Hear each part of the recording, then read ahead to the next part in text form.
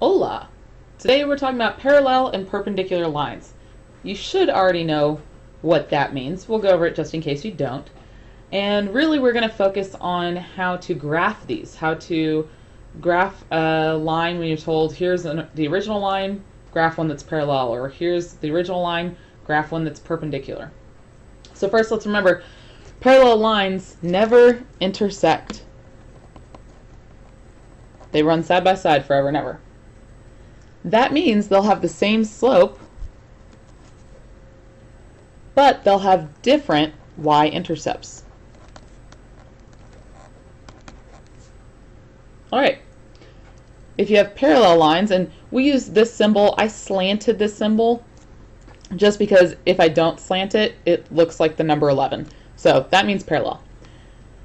Parallel lines are very different from intersecting lines. Intersecting lines are lines that cross, and they will have different slopes. So if you have a parallel line, it cannot be an intersecting line by definition. Parallel has same slope, intersecting line has different slopes.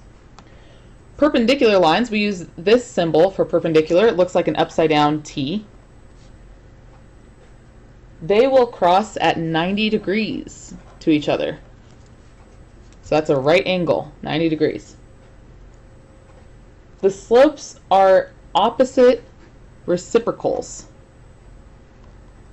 When I say opposite, I mean negative. If it's a negative slope, make it positive. If it's positive, make it negative. Reciprocals. Here's what I mean. If our original slope is 5, then the slope of the line perpendicular to it will be 1 over 5. Pardon me, negative 1 over 5. Because we make it the opposite, negative. And then this was originally, it was 5 over 1, so you flip it, 1 over 5. All right, let's see if we can find the slope of the line, the slope of a line parallel to it, and the slope of a line perpendicular to it.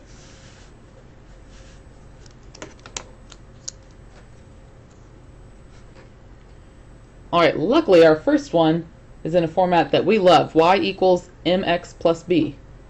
Well, m is our slope, and here, slope is 3. Easy schmeezy.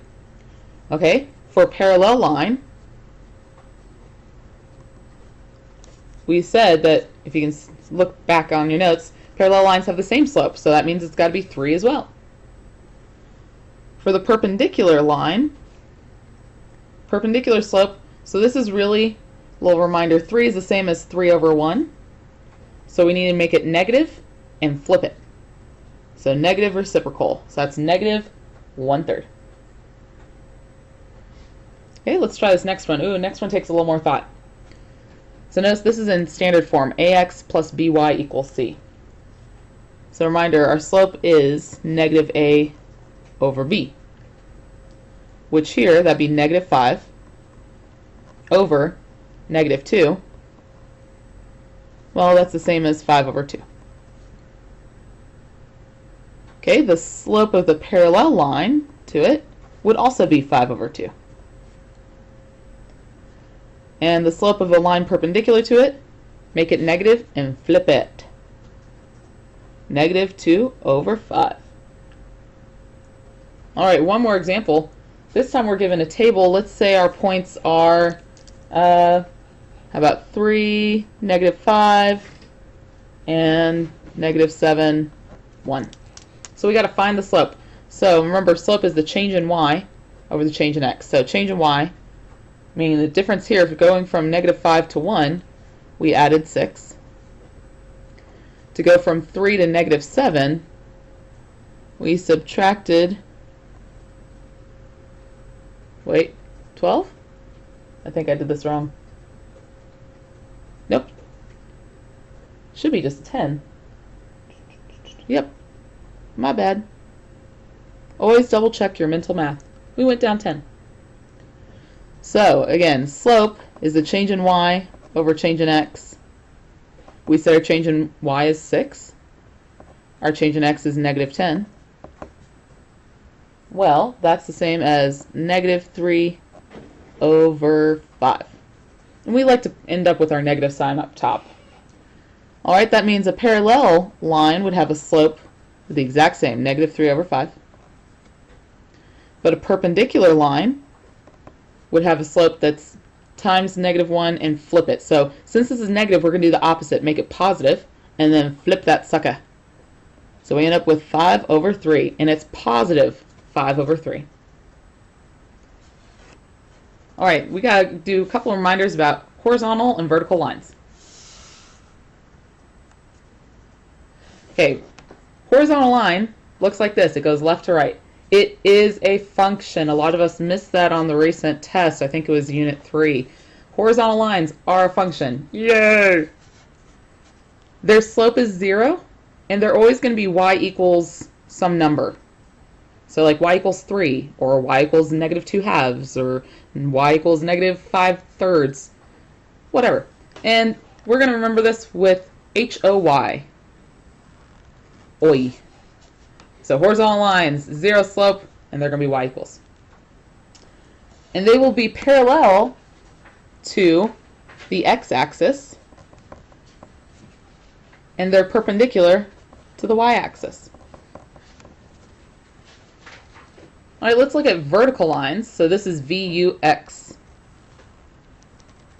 Vertical lines have an undefined slope, and they'll be in the format x equals some number. So x equals 3, x equals negative 1/5, whatever. Vertical lines are this up and down. They are not a function, because remember, functions have to pass the vertical line test. Well, guess what? Vertical lines fail the vertical line test. They will be parallel to the y-axis, and they'll be perpendicular to the x-axis. All right, let's look at some examples. All right, on our next page we got examples. For all of these examples, we're going to write an equation of a line that is, and then we have some descriptors. So the first one, we need the equation of a line that is parallel to y equals 5x minus 2 and goes through the point negative 3, 6. Oh goodness, this looks like a toughie. So let's break this down step by step. First of all, if something's parallel to another line, we know it has the same slope. That means we need to know what the slope of this sucker is. Well, thank goodness. It's in y equals mx plus b form. M is our slope. So that means that the slope of the parallel line has got to be the same. So it's going to be 5. Hey, that's like half of the problem. We got the slope. Now we need to get this line to go through negative 3, 6. Well, slope-intercept isn't the greatest form for that. Instead, since we know slope and we know a point, why don't we use the point-slope form? And remember, when you use the point-slope form, the point you're given is x1, comma, y1. So using the point-slope form, which I bet you some of us might have forgotten, that's y minus y1 equals m times x minus x1. And please don't change this y, don't change this x. That stays y, this stays x.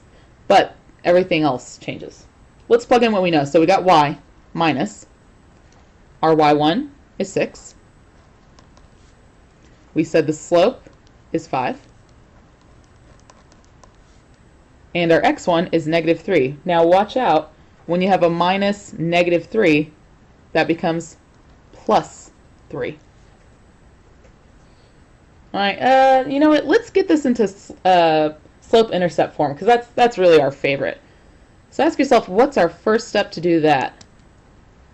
Well, we're really solving for y. To solve for y, we need to distribute that 5. So nothing changes on the left. Then we have 5 times x plus 5 times 3. All right, again, we got to solve for y. Our next step to get y by itself is to add 6 to both sides. Well, negative 6 plus 6, that's 0. We just have y on the left equals 5x. 15 plus 6 is 21. And that's it. Notice our slope is still 5. Y equals mx plus b. And I bet you could test this. If we plug in negative 3 for x and we plug in 6 for y, I bet you would get something that makes sense, and that means it goes through negative 3, 6. So here's our answer.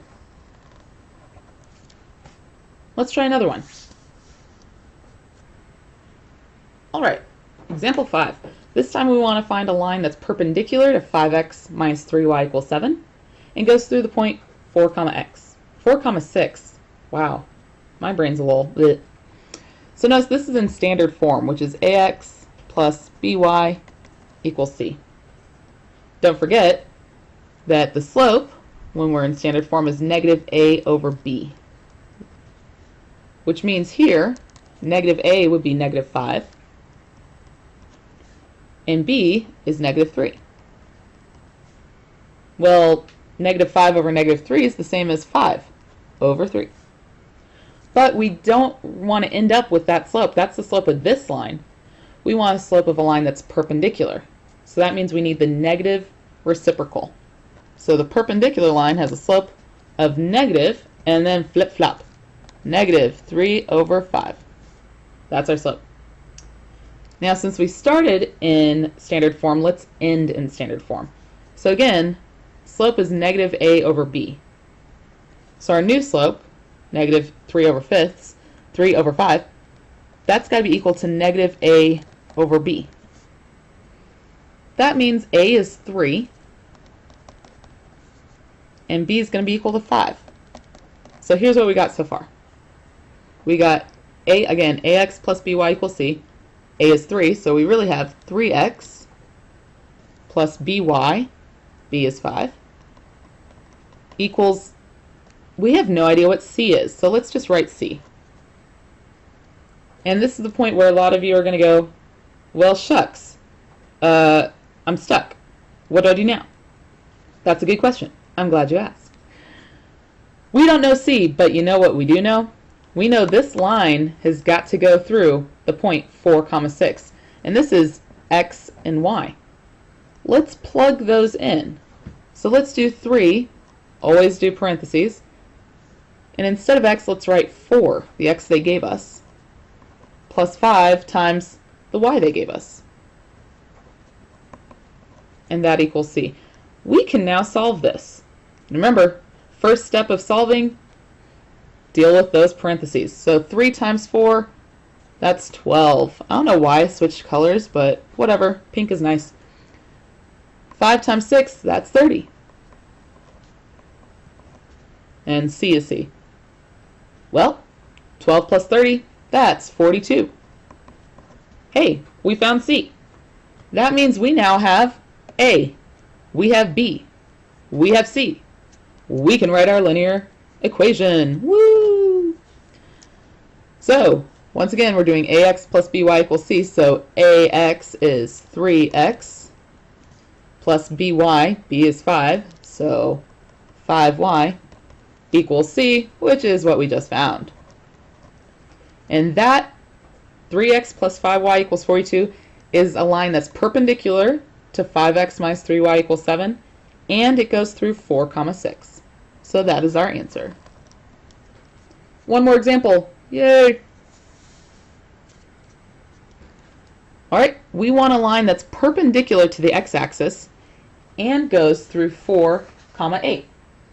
Well, if we look back at the page we just did, perpendicular to the x-axis is going to be a vertical line. We're going to have an undefined slope. It's in the format x equals a number. So again, since we're doing a perpendicular to the x-axis, we know it's got to be a vertical line. Since it's a vertical line, we know it has to be x equals a number. Well, gosh, how do we figure out what that number is? Well, let's look at the point they gave us. Remember, points are always x, y. Well, what does x equal? X equals 4. So that's our entire equation. This is a line that's perpendicular to the x-axis and goes through 4, 8. Easier than you thought, huh? All right, we're at the end of the notes. I think it's time for a bad joke. What do you call a fish with no eye? Think about that one.